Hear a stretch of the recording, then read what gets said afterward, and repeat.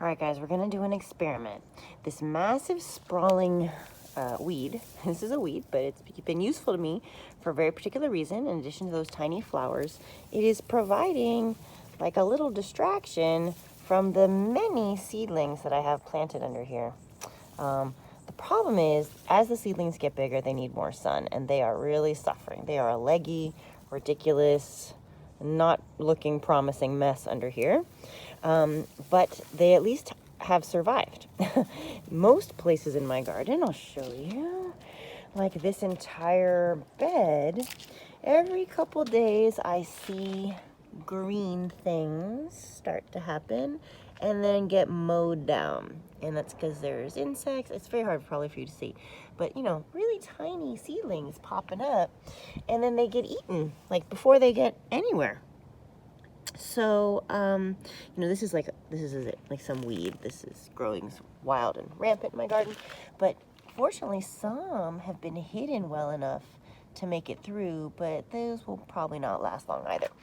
So in the meantime, I have to figure out, I'm going to do an experiment, and we're going to see. I'm just going to cut this back. You know, the seeds I threw in down here, this is called direct sowing, when you just put the seeds straight in your garden as opposed to starting them in little starter cups where you can protect them. This is, you know, an experiment. This was reckless. I kind of knew this was going to happen. I was testing whether or not at this time of year the pest pressure on the seedlings was as harsh as it was during the summer-ish months when I knew I had this problem and nothing could get past germination stage before some pincher bug or something mowed it down. So and I only say that because I would be out here with a headlamp to figure out what was eating it, and it was very typically pincher bugs, which I was surprised because I didn't hear about those being an insect that was a real problem in a garden, but for me it was. So I'm going to pull this, I'm going to cut this back and at least get some sun on these sprouts, because either way they're doomed. So I might as well see if they're now big enough, if they can get any traction. We shall see. And in the meantime, this weed is getting a little crazy. So we're going to cut it back before it starts taking over my charred bed. It's kind of pretty though. Kinda. All right, guys, so I didn't actually cut it. I just pulled the weeds up, or pulled the weed bed up.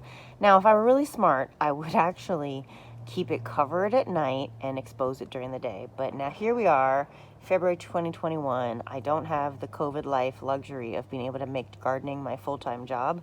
So I'm not going to be able to commit to that kind of night schedule that I was otherwise doing when I first started this garden.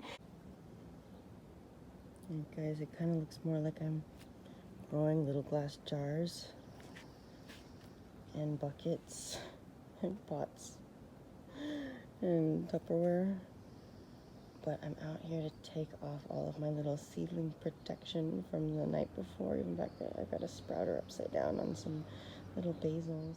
All right, guys, we have some extreme Tupperware action out here in the garden today. I'm protecting my little seedlings from so many different things at once. It's pretty hilarious. Let me just tell you about the setup. We are mid-June. It is June 15th, and it is freezing by our standards and windy as heck. I'm not sure if you're going to be able to hear much of the wind in the background here, if it's going to really kick up while I'm trying to talk, but it is coming through really hard, and it whips over this yard, and it really swirls through my garden and my poor little seedlings. Fortunately, there's some windbreak, but not much, and my little bean plants haven't grabbed onto their trellises yet, and they're just really getting whipped around. So I stacked up a bunch of like yard furniture, basically yard tools and furniture, to give them some block. And then all of these glassware I have, that's just par for my daily night routine with my garden. Or my nightly routine in the garden of covering them from insects. But actually today, especially my little orach plants, which are just, you know, cute little seedlings, and they're not leggy, they're nice little healthy plants, and they're good and strong. Actually, they were really putting up with the wind really strongly, even though they've got wings on them. But for example, some of my little baby red mustards over here, they were actually getting whipped around really bad, and one almost looked like an animal had uprooted it, and then I figured out it was from the wind. So, you know, they're definitely getting enough wind abuse that I'm not worried about them getting strengthened from the wind. They are nice and strong, but there's no need for them to just be completely compromised from getting wind blown like this for the next 12 hours or however long. So they took several hours of abuse today, and then I've just covered them up to try and trap in some of the heat from the soil while it's still warm before the sun goes down. And because normally I would be covering them later once there's no more light. But here I'm just going to try and trap in some of that warmth. And speaking of warmth, let me tell you about my other little project that I'm really proud of, which is I just decided it's probably a good night to give this a try of putting my little seedlings. These are red peppers and tomato seedlings. And actually, no, those are all, I don't think there's any tomatillos in here. I think this is either red peppers. Now that I gotta remember. No, I'm working with tomatillos. These just look a lot like red peppers to me. What do you think? I don't know. It could be mislabeled, but that says it's tomatillos. These are all tomato plants, little different varieties of tomato plants, seedlings, and these are also tomatoes. And it is, it's not going to be freezing or anything like that, but it is going to be cold. It's like in the low 50s, and there's just so much wind chill. And my compost is raging at 160 degrees or over 160 degrees. So I thought I would come and put my seedlings on top of them, on top of this compost, to keep them warm tonight. And I mean, actually this is a fairly sheltered corner from the wind as well by comparison.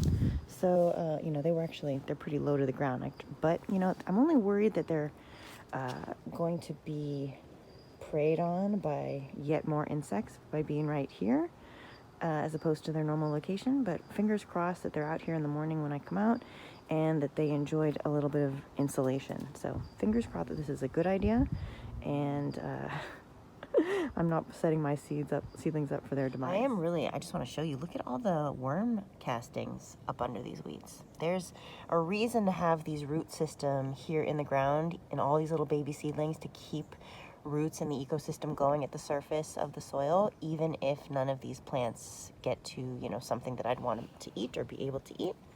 I want to eat them all. I just don't know if it's going to happen. So we'll see how this goes.